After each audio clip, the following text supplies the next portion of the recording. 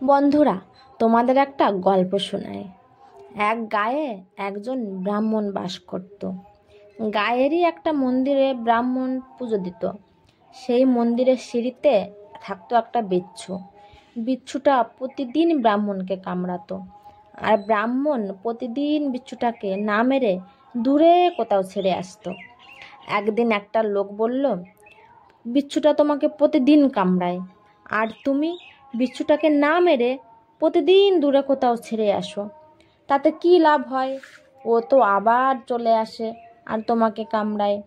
তখন ব্রাহ্মণ বলল, ও একটা সামান্য বিচ্ছু, ওর ধর্ম কামড়ানো, আর আমি একজন সাধু, আমার ধর্ম প্রাণ রক্ষা করা। ও সামান্য একটা বিচ্ছু হয়ে নিজের ধর্ম ভোলে না, তাহলে আমি একজন সাধু হয়ে নিজের ধর্মটা কি করে ভুলে যাই? ব্রাহ্মণের মুখে লোকটা এমন সুন্দর একটা উত্তর পেয়ে মনে মনে ভাবতে লাগলো, তাই তো, আসলেই ও সামান্য একটা বিচ্ছু হয়ে নিজের ধর্মটা ভোলে না, তাহলে আমরা মানুষ হয়ে নিজেদের ধর্মটা কি করে ভুলে যাই? তাই বন্ধুরা বলছি, তুমি তোমার ধর্ম পালন করো, তোমার কাজ তুমি করে যাও। কে কি করলো কি করলো না সেটা দেখার বিষয় তোমার না।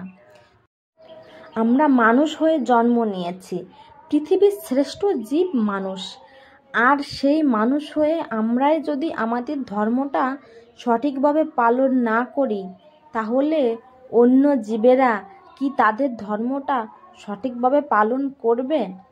কি বন্ধুরা, তোমরা যদি আমার কথায় একমত হয়ে থাকো তাহলে কমেন্ট করে জানাও।